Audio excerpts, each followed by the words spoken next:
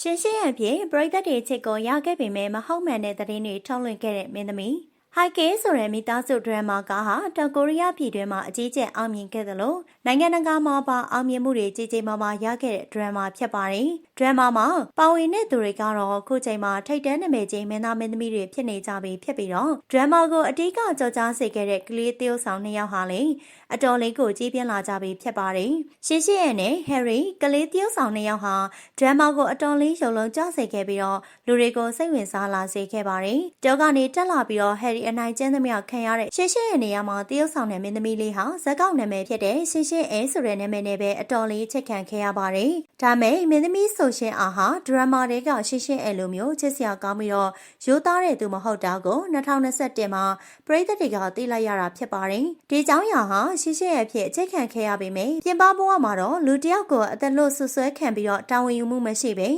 အိုင်ရောတယောက်ဘဝကိုဖျက်ဆီးခဲ့တဲ့မင်းသမီးဆိုရှင်အားကြောင့်ပဲဖြစ်ပါတယ်။မင်းသမီးဆိုရှင်အားဟာကလေးတယောက်ဆောင်အဖြစ်အတော်အတက်အောင်မြင်ခဲ့ပြီးနောက်ပိုင်းမှာတော့ပရိသတ်တွေမြင်ကွင်းကနေအတော်ကြာပျောက်ကွယ်သွားခဲ့ပါတယ်ရှင်။2021ခုနှစ်ဖေဖော်ဝါရီလမှာမင်းသမီးဟာသူ့ရဲ့ကိုယ်ပိုင်ဆိုရှယ်မီဒီယာကနေတဆင့်အနိုင်ကျင့်တဲ့ကိစ္စကြောင့်ပြဿနာတက်နေတဲ့အိုင်ဒေါ်တယောက်ကိုစတင်ဆွဆွဲလိုက်တာဖြစ်ပါတယ်။ဂလိုက်ပွင့်ဝင်ဟောင်းဖြစ်တဲ့ဆိုရှင်ဟာ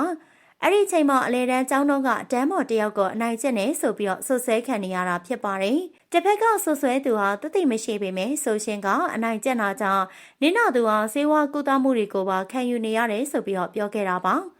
ဒီပြဿနာတွေအတွက်ဆိုချင်းရဲ့ကုမ္ပဏီဘက်ကနေပြီးတော့ဖြေရှင်းဖို့တစ်ဖက်လူကိုဆက်သွယ်ခဲ့ပေမဲ့အဆက်ဆံမလုပ်ဖက်နဲ့ရှောင်နေရကြောင်းပြဿနာဟာအဆုံးမသက်နိုင်ဖြစ်နေတာပါ။အဲ့ဒီချိန်မှာဆိုရှင်းအောင်ဖက်ကနေပြီးတော့ဆိုချင်းဟာ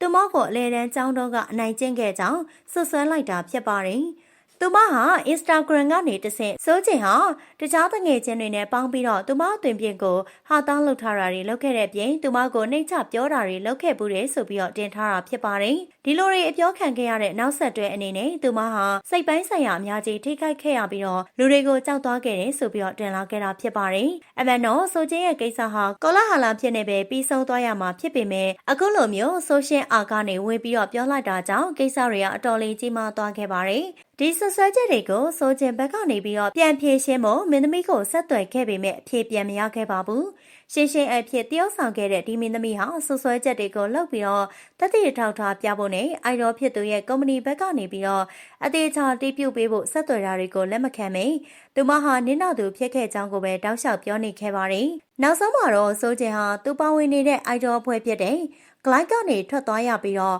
ကုမ္ပဏီနဲ့စာချုပ်ကိုပါအဆုံးသတ်ခဲ့ရပါတယ်။သူမရဲ့အိုက်ဒေါ်ဘွားဟာဆဆဝဝရလက်နဲ့ပျက်စီးသွားရတယ်လို့ဖြစ်ခဲ့ရပြီးတော့နှစ်တော်ကြာအနားယူခဲ့လိုက်ရတာဖြစ်ပါတယ်။ဒါမဲ့ပြဿနာကိုပိုကြီးမားသွားအောင်လုပ်ခဲ့ပြီးတော့အိုက်ဒေါ်တရားဘွားကိုပြက်ခန့်နီးထိဖြစ်အောင်လုပ်ခဲ့တဲ့မင်းသမီးဆိုရှင်းအားကတော့အခုချိန်ထိသူပြောခဲ့တာတွေကိုတာဝန်မြူပဲရှောင်နေစေဖြစ်ပါတယ်။နောက်ပိုင်းမှာတခြားเจ้าနေဘက်တွေရဲ့အပြောအရစိုးချင်ဟာဆိုရှင်းအားနဲ့အတမ်းမတူတဲ့အပြင်နှစ်ယောက်သားဟာဘယ်တော့မှအကြောင်းမှသိတာမျိုးမရှိခဲ့ဘူးလို့ဆိုပါတယ်။ဒါ့အပြင်စိုးချင်ရဲ့တငယ်ချင်းတွေကလည်းသူတို့ဟာမင်းသမီးဆိုရှင်အားနဲ့အလဲတန်းကျောင်းထူတော်ကိုခုမှတီချောင်ပြောခဲ့တာကြောင့်သူရဲ့ဆွဆွဲချက်တွေကအလိမ့်စင်လိုမျိုးဖြစ်သွားခဲ့ပါတယ်။အခုချိန်မှာတော့ရှင်းရှင်းအမင်းသမီးဟာသူလုပ်ခဲ့တဲ့လုပ်ရက်တွေကြောင့်အတော်လေးမုန်းခံရပြီးတော့အမှုပညာလုပ်တွေကိုလောက်ကင်နေတာမျိုးတော့မရှိတော့ပါဘူးရှင်။